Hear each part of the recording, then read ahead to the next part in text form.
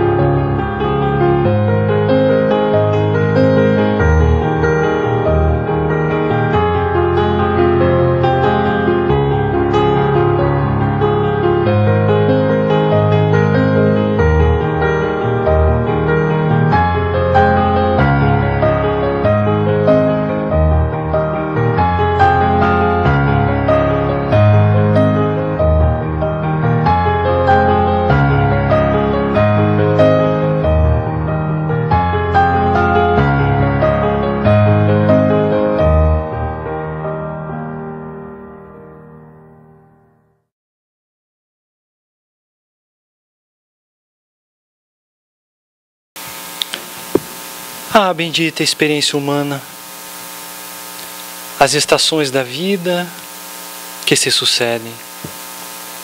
Nascer, morrer, renascer ainda, progredir sempre. Tal é a lei.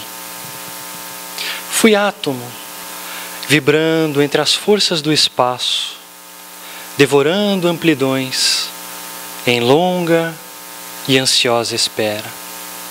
Partícula, pousei, encarcerado eu era, infusório do mar e montões de sargaço. Por séculos eu fui planta, em movimento escasso, Sofri no inverno rude e amei na primavera. Guardei por muito tempo a expressão dos gorilas, colocando mais fé nas mãos e mais luz nas pupilas, e a sofrer e a chorar, para então compreendê-las. Hoje, homem que sou, pelo foro divino vivo de corpo em corpo, a forjar o meu destino, que me leve a transpor o clarão das estrelas. Porque até mesmo um dia, a condição de anjo eu hei de deixar. O poeta Adelino da Fontoura Chaves, pela via mediúnica de Francisco Cândido Xavier, narra poeticamente a história de todos nós, sem exceção. A história que se iniciou desde a nossa criação, quando saímos do seio divino e fomos colocados por Ele, na senda, no caminho do progresso, para que um dia, por mérito próprio, pudéssemos retornar aos seus braços. Mas para que a gente possa refletir um pouquinho nessa longa jornada, nessa longa caminhada, que é a nossa história, é imprescindível que nós venhamos a compreender a principal base da doutrina espírita, a base com que toda a doutrina está assentada, nada obstante outros dois tríplices aspectos, mas esse, Deus, Espírito e Matéria, é o que resume filosoficamente toda a doutrina. Deus é o incriado, é o Criador de tudo e de todos. Para Ele não existiu ontem, não existirá o amanhã. Ele é e sempre será um eterno presente. Ele é o maior modelo de amor e de caridade. Espírito é as individualizações inteligentes do princípio espiritual. É a criação inteligente de Deus. E matéria é o fluido cósmico, o fluido universal, ou redundando um pouco, o fluido cósmico universal. Porque universal deriva do latim, cósmico do grego, são sinônimos. É a matéria elementar, é a matéria primitiva. E para que a gente possa entender um pouquinho da nossa evolução, é imprescindível que a gente entenda um pouquinho do que é esse fluido universal, do que é essa substância que já foi dita por Aristóteles, do que é esse grande fluido que reflexionou Albert Einstein quando estava prestes a escrever a sua teoria da relatividade. Dada a qualidade divina dessa substância, segundo ele, a ciência não há de aceitar. Na obra Evolução em Dois Mundos, no primeiro item do primeiro capítulo, André Luiz dá o título Plasma Divino. E aqui ele faz uma síntese da presença de Deus em 3 itens. O plasma divino é o fluido cósmico, ou seja, ele é o plasma, o hausto do Criador, a força nervosa do Todo-Poderoso.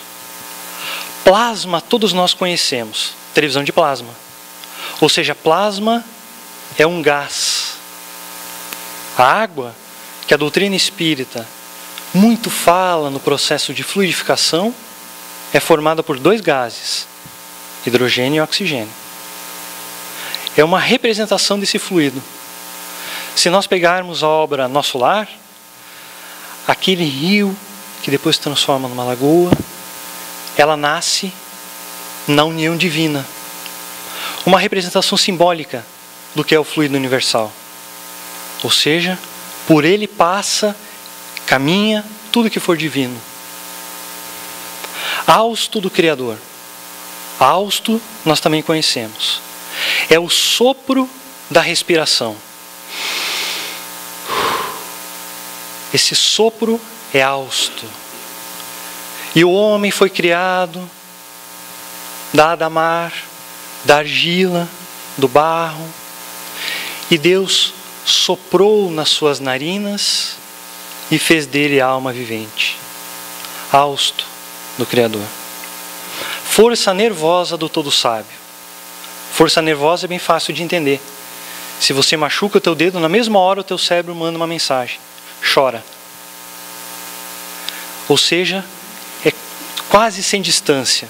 Se você tocar uma parte do teu corpo, o teu cérebro já recebeu a informação desta sensibilidade. Ou seja, nessa parte, André Luiz resume a onipotência, a onipresença e a onisciência de Deus. Deus permeia através desse plasma, desse fluido, toda a sua vontade. É por isso que para Deus não existe distância. É a força nervosa do Todo Sábio. Se eu pensar, sensibilizo Deus. É por isso que encontramos no Livro dos Espíritos a fala da espiritualidade superior dizendo que Deus ouve o que se passa no nosso íntimo. Mas de uma maneira um pouquinho mais poética.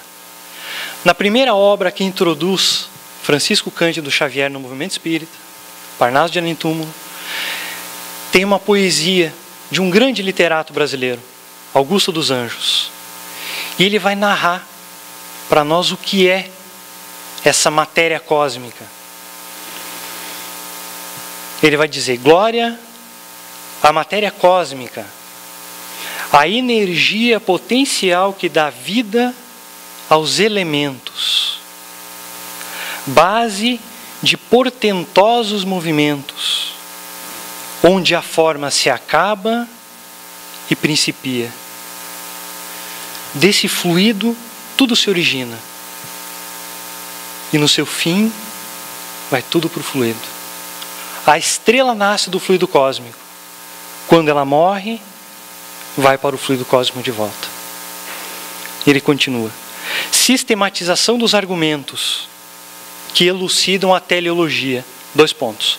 Teleologia é estudo dos princípios, dos fundamentos, dos objetivos. Então agora ele vai explicar para nós qual é o objetivo da matéria cósmica. Dentro da força cósmica se cria a fonte máter dos conhecimentos. Dos conhecimentos. Não é apenas da matéria que nós conhecemos. Do fluido cósmico verte o conhecimento. Aonde está o conhecimento do formigueiro? Aonde está o conhecimento do João de Barro?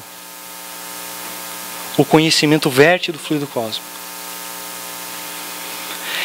É do mundo, ó ignoto, o éter divino, onde Deus grava a história do destino, dos seus feitos de amor, no amor imersos. Livro onde o Criador inimitável grava com o pensamento almo e insondável seus poemas de seres e universos. O Espírito é um poema de Deus. Nós somos um poema do Criador. Tudo que nós pensamos, tudo que nós realizamos, hoje e amanhã, estará gravado no fluido universal. Tanto em parte de sentimentos, quanto em parte de causalidade, de movimentos. Tudo está ali. Tudo gravado. Tendo essa base, agora nós podemos refletir um pouquinho sobre a nossa história evolutiva, que aqui Kardec coloca de maneira didática como espírito. Mas lá no princípio, chamava-se princípio espiritual. Saídos da criação, do qual nós não temos nenhuma informação, e segundo a espiritualidade superior, a criação dos espíritos é dado somente ao Criador. Quando saímos do seio divino, a primeira proposta didática, fomos colocados em contato com o átomo. Mas não é o átomo de hidrogênio 1 da tabela periódica de Mendeleev. É o átomo primitivo. É um átomo que todos aqueles que nós conhecemos é na realidade uma derivação. Este átomo, ele possui uma estrutura espacial muito diferente. E é nesse átomo que o princípio espiritual inicia sua jornada de conhecimento. Lembre-se, ele é simples e ignorante. Entretanto, no seu seio, as leis morais. O primeiro passo pedagógico do Criador, aprender nas reações que acontecem de maneira energética entre as transubstanciações do elétron em contato com o núcleo atômico, na produção e na absorção de energia, toda a base para os próximos passos. Após um bastante tempo, ele ali estagiando, acontece para a nossa história o que se passou nesse vídeo. Há 6 bilhões de anos, um pouquinho menos, uma grande explosão de uma estrela e Deus convoca um Cristo chamado Jesus para que ele retirasse da matéria daquela estrela que explodiu e do fluido universal toda a constituição necessária para a construção da Terra. Ele se faz uso de seus engenheiros.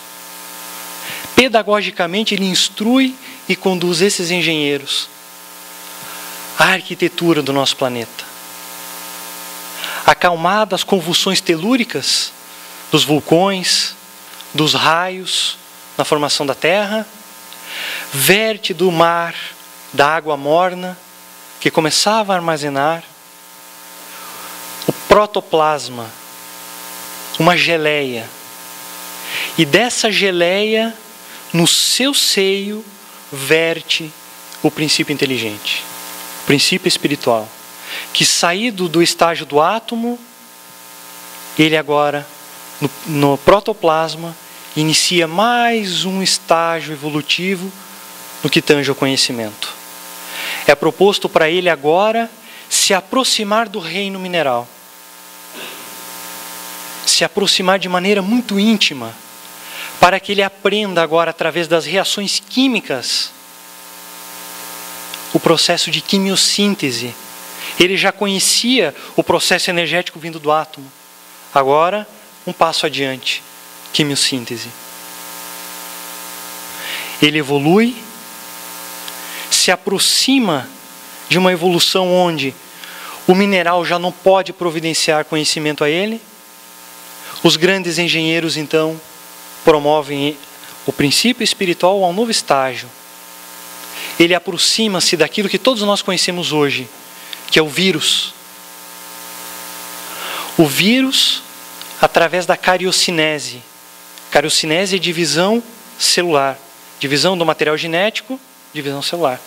Ali o princípio inteligente inicia no vírus o próximo passo pedagógico. Tudo encadeado. Ele conhecia energia, conhece reação química, agora ele vai conhecer a reação molecular. A partir daí, ele vai adentrar o reino vegetal com uma nova proposta, a de fotossíntese. Já conhece a quimiossíntese. Agora ele vai absorver a luz, juntamente com os nutrientes da terra, e aprender um processo um pouquinho maior. Dado a sua evolução dentro do reino, todos nós conhecemos aquela planta que ao tocar ela se fecha. Inicia nesse estágio a evolução que um dia desaguará no sentimento. Inicia aqui o processo psicológico da emoção, do fechar-se em si. Um processo já de início de individualização. Ele evolui dentro do reino e chega às portas de um passo muito importante. Na pergunta 540 do Livro dos Espíritos, Allan Kardec recebe uma resposta muito profunda e complexa. Eles falam que o princípio inteligente, o espírito, hoje, iniciou o seu caminho pelo átomo e foi até o arcanjo. Ele não começou a ser átomo, ele começou pelo átomo. Portanto, ninguém aqui foi pedra, muito menos foi flor, muito menos folha de uma planta. É o princípio inteligente em contato com o reino, angariando para si informações. Essas informações lá na frente vai desaguar naquilo que todos nós conhecemos e que a doutrina espírita fala, perispírito. Todo conhecimento serve para estruturar o perispírito.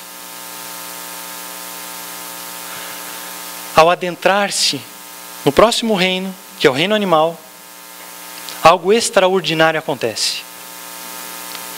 Os grandes engenheiros começam um processo de individualização. O princípio espiritual agora começa a ter contato com bactérias. Começa a ter contato com uma bactéria muito especial chamada Leptotrix. É uma bactéria ferruginosa, que muito curiosamente ela inicia o seu processo de alimentação presa às rochas de ferro, se alimentando quimicamente, conhecimento que ela já tinha. Quando alimentado, ele solta-se das rochas e em grandes magotes eles começam a povoar o fundo dos oceanos. Algo mais extraordinário acontece. 2 pontos fundamentais na evolução espiritual. Inicia nesse momento a reprodução sexuada e inicia também o treinamento para a morte. Porque existe um processo quase que de morte coletiva e os instrutores espirituais recolocam o princípio inteligente de volta em contato com essas bactérias. Adentra o reino animal, aí nós encontramos o primeiro estágio, o protozoário, que é o animal de uma única célula. A emissão de flagelos começa a alimentar-se de partículas. Agora então, a biossíntese, que é um progresso da fotossíntese, podendo quebrar quimicamente o alimento. Passo a passo. E mais uma proposta, que vai desaguar lá na frente, nos mamíferos, que é o início do desenvolvimento racional, do conhecimento, da inteligência. Vocês não conversam com os cachorros? Não parece que eles te respondem? Muitos animais não parece que interagem? É o passo na evolução que angaria o conhecimento, a razão. Dado 1,5 bilhão aproximadamente de evolução desse princípio espiritual, que agora é individualizado, podemos chamar então de espírito, inicia o estágio no humano, hominal, também simples e ignorante. Antes dos conhecimentos, para dar toda a alavanca, vamos assim dizer, do seu caminhar na evolução. Mas agora um pouquinho diferente, do lado moral. E ele evolui durante muitos milênios. Muitos milênios. Nós ouvimos falar dos homens primatas. Nós ouvimos falar de tantos outros. Até um ano, aproximadamente entre 30 e 40 mil antes de Cristo. Tínhamos o homem de Neandertal na Terra. Primata. Os capelinos, que são espíritos degradados de um outro orbe, que lá moralmente não estavam contribuindo para a evolução daquele planeta. foram convidados a se retirarem daquela escola e a estagiarem agora no planeta Terra, eles começam o processo de encarnação aqui. E no primeiro processo de encarnação, algo extraordinário acontece. Uma mutação gigantesca na cadeia genética humana. Sai o homem de Neandertal e inicia o homem Cro-Magnon, que vai desaguar depois de um tempo no Sapiens Sapiens, com toda a sua estrutura. Somos nós. Essa é a nossa própria história, que queiramos ou não, é um fato. Mas a questão é que dentro desse processo de ensino, de conhecimento, nós não conseguiríamos, por si só, atingirmos um mundo puro, não conseguiríamos atingir um estado de anjo, só com essa carga evolutiva que trazíamos.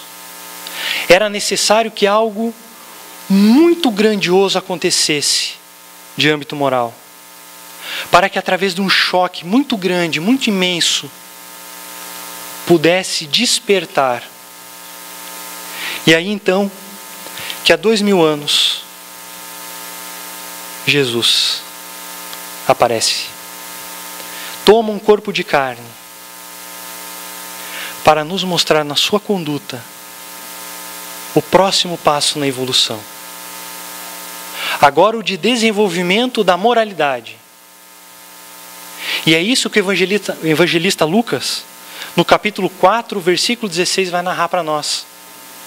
Ele vai dizer assim: dirigiu-se a Nazaré, onde fora criado, e entrou na sinagoga, Jesus, num dia de sábado, segundo o seu costume, e levantou-se para ler. Foi dado a ele o livro do profeta Isaías, e ao abrir o livro, encontrou o lugar onde estava escrito: o Espírito do Senhor está sobre mim, por causa disto me ungiu para evangelizar aos pobres, enviando-me para proclamar a libertação aos cativos, recuperação da visão aos cegos, para pôr liberdade aos oprimidos. Depois de enrolar o livro, devolveu ao servidor e sentou-se. Todos os olhos na sinagoga estavam fixos nele. Começou a dizer para eles: hoje se cumpriu essa escritura em vossos ouvidos. Jesus vem trazer esse elemento para nós. Um elemento espiritual chamado amor. Perdão. Ninguém melhor do que um Cristo, do que um Espírito puro, para ensinar o amor. Ele vem e nos ensina o que é amar. Como perdoar. Mesmo ele estando na terra há 2000 anos, houveram aqueles que escolheram o Império Romano em seu detrimento. Houve aqueles que escolheram o processo de domínio perante o seu semelhante. Houve naquela época aqueles que escolheram propriedade material e intelectual, deixando a moral de lado.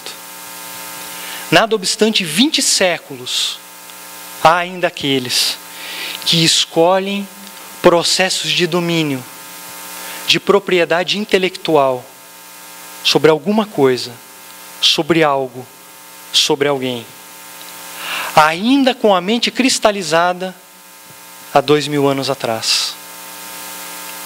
Mas eu tenho uma notícia para dar.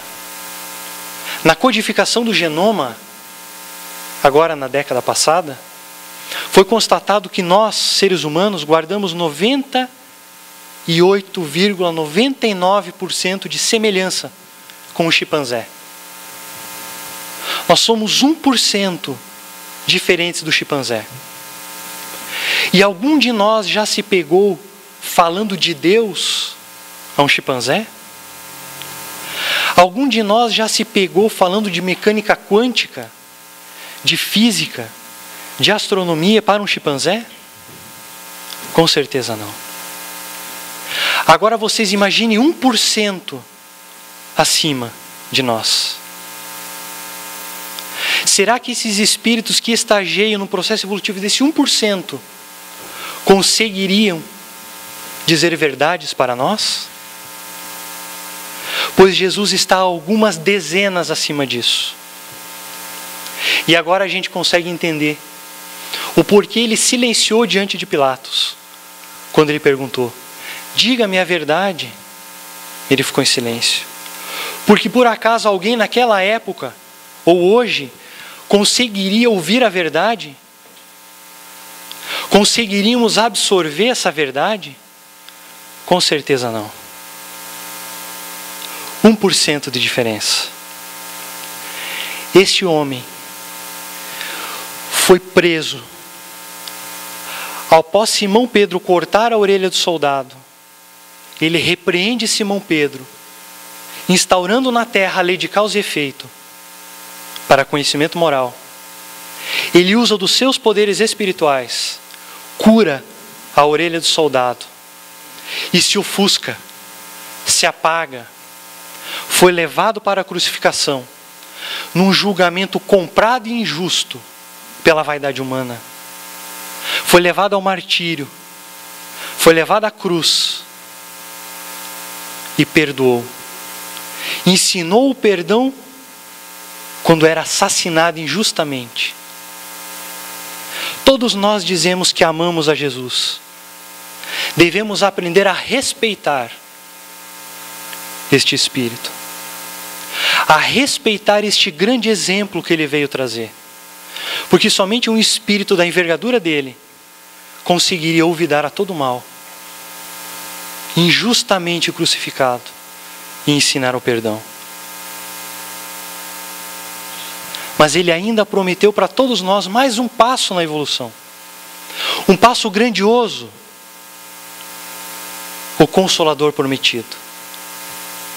150 anos atrás, um pouquinho mais. O Espiritismo vem explicar o desconhecido. Vem reviver o verdadeiro cristianismo. Vem reviver a presença de Jesus agora. Não mais nos quadros, não mais nas estátuas, mas um Jesus que obra no meio do seu semelhante. Essa é a nossa proposta de hoje. É uma proposta dura, muito difícil.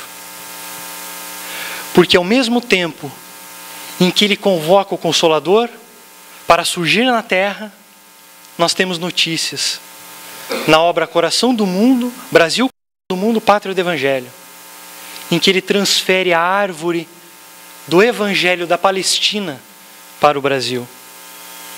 E é muito interessante porque árvore em hebraico é etz, que também é tradução para madeiro da cruz. Ora, se ele transferiu a árvore, junto veio a cruz. Os sofrimentos, as angústias, o trabalho árduo, veio junto.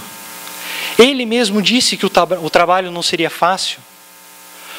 Ele mesmo disse que não conseguiríamos chegar ao reino de Deus se não fosse pelo suor do nosso rosto. Ele transferiu a cruz. Para nós hoje, trabalhadores da última hora, como ele muito bem narrou na sua parábola, nos chamando hoje de trabalhadores da última hora. Aqueles que irão promover um processo de regeneração da humanidade. Mas dentro desse trabalho árduo e difícil, ele está junto de nós. Nós somos permeados pela matéria, pelo fluido cósmico universal, Deus nos permeia. Jesus nos dá as mãos. Paulo, na obra Paulo e Estevão, vai narrar para nós, em meio a lágrimas, o quão difícil é esse trabalho. Mas mesmo difícil, o quão salutar e prazeroso é caminhar com Jesus. Em meio a lágrimas, ele diz assim: Deus, meus irmãos, é mais belo nos dias trágicos. Quando as sombras ameaçar o caminho, a luz é mais preciosa e mais pura. Nestes dias de sofrimento e morte, quando a mentira destronou a verdade e a virtude foi substituída pelo crime, lembremos de Jesus no madeiro infamante. A cruz tem para nós outros uma divina mensagem. Não desdenhemos o testemunho sagrado quando o Mestre, não obstante máculo, só alcançou neste mundo batalhas silenciosas e sofrimentos indefiníveis. Neste mundo, estamos em uma frente de combate incruento, trabalhando pelo triunfo eterno da paz do Senhor. Não esperemos, portanto, repousar no lugar do trabalho e dos testemunhos vivos. Da cidade indestrutível da nossa fé, Jesus nos contempla e balsamiza o coração. Caminhemos ao seu encontro, através dos suplícios e das perplexidades dolorosas. Ele ascendeu ao Pai, do cimo do Calvário. Nós lhe seguiremos as pegadas, aceitando com humildade os sofrimentos que por seu amor nos foram reservados. Porque depois de Jesus, meus irmãos, que foi para a cruz, martírios dos sentimentos cristalizados no coração são medalhas, são verdadeiros troféus. Ele não pede que nós regeneremos uma multidão. Ele pede que nós venhamos a plantar uma pequena semente no coração do semelhante. A semente da bondade, da mansidão. A instruir ele na paciência, na benevolência. Mas dados muitos séculos depois de Jesus, o que fizemos nós? Quantas armas construímos para destruir o nosso semelhante? Sempre nesse audacioso, angustioso poder de domínio perante alguém, perante uma pequena parte da civilização.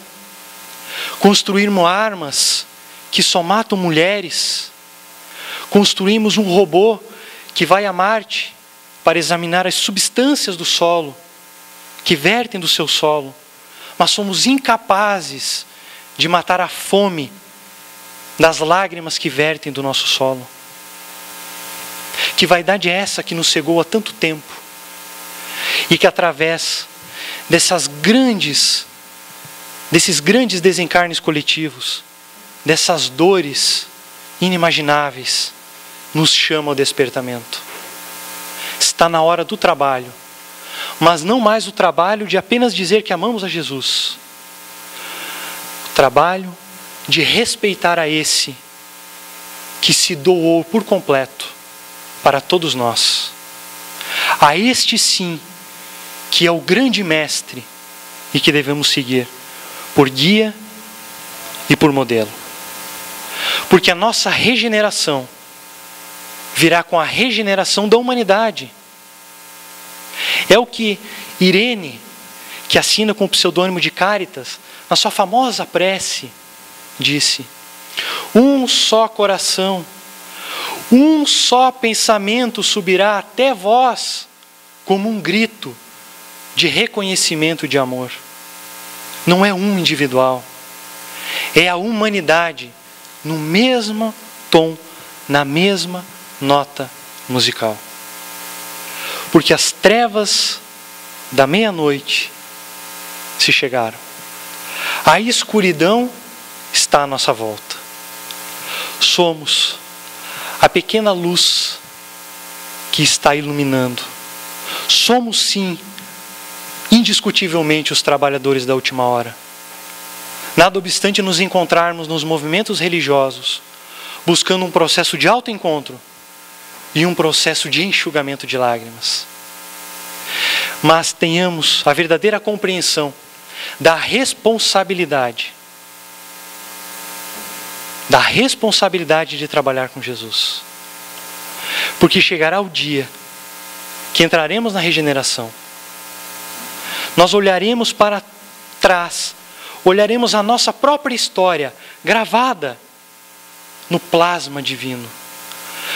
Todos os nossos passos, todas as nossas lágrimas ali, narradas diante dos nossos olhos.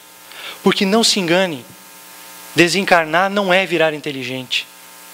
É apenas uma porta bem grande para a nossa própria consciência.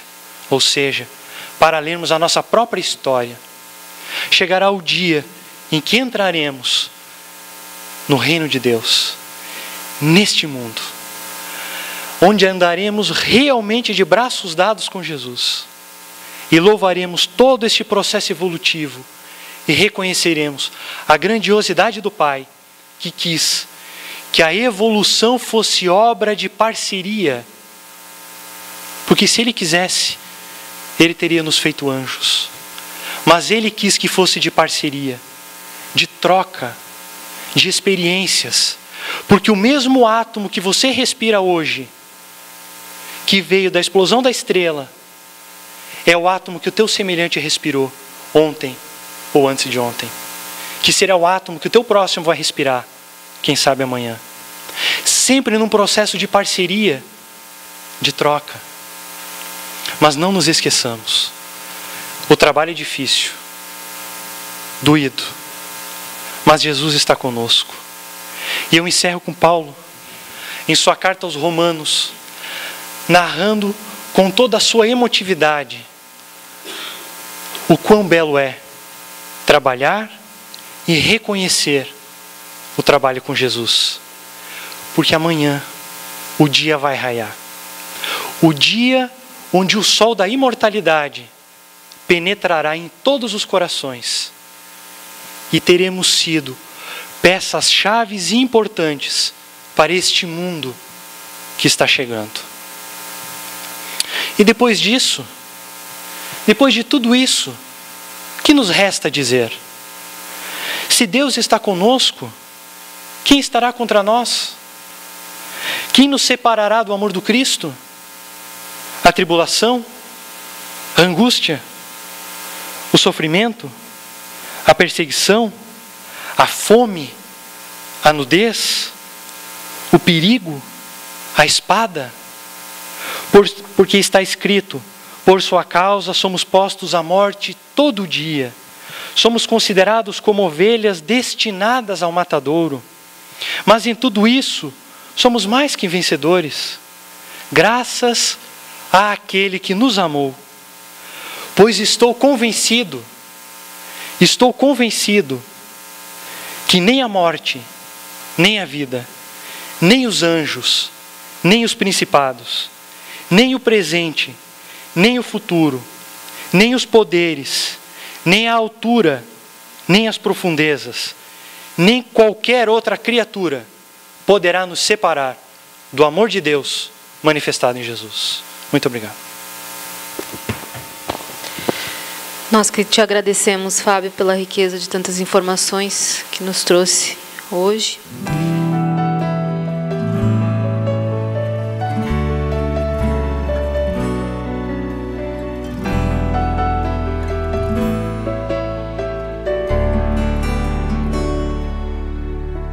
Se a gente seguisse o seu caminho, seria feliz.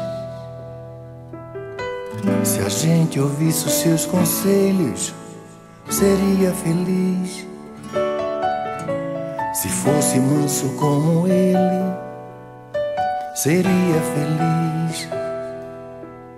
Tinha mais coragem e determinação pra mudar. Se a gente compreendesse mais o que ele deixou,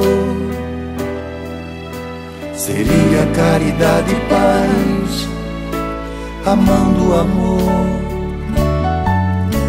Não ia mais ficar chorando, nem se lamentar. Quem seguir o seu exemplo vai se iluminar.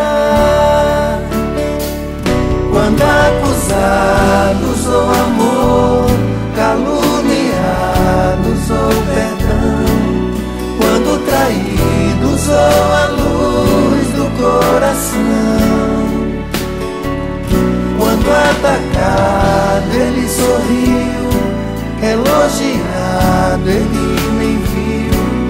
Meu irmão Chico, nossa eterna gratidão.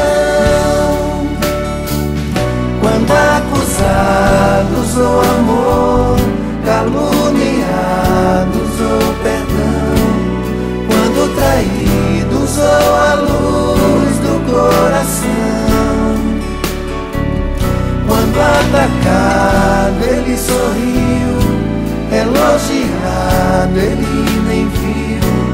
Meu irmão Chico, nossa eterna gratidão.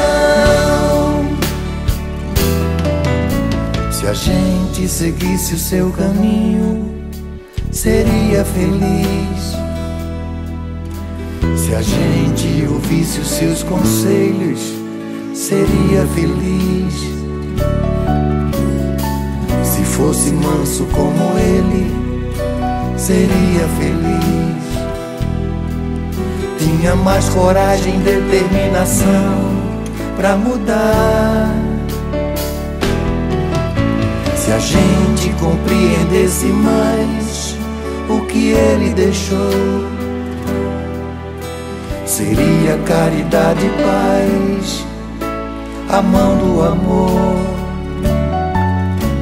Não ia mais ficar chorando, nem se lamentar.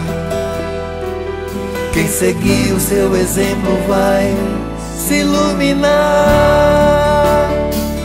Quando acusados ou amor, caluniados ou perdão, quando traídos ou a luz do coração,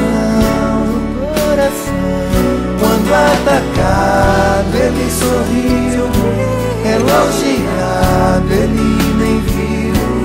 Meu irmão Chico, nossa eterna gratidão. Quando acusados ou amor, caluniados ou perdão, quando traídos ou a luz do coração,